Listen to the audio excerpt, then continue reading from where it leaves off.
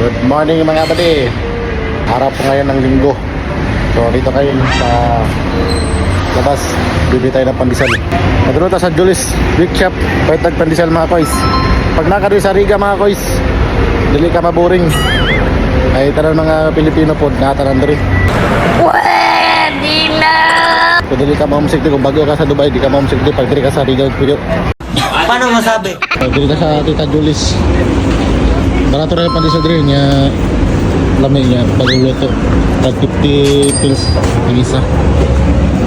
Napila ang tao.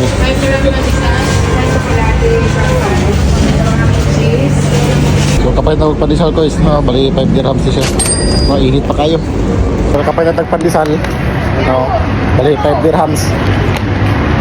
Ato tag Manila Market kay tawag kopi ko na kape para bang para sa pandesal. Kapag sa Metro Manila supermarket ko.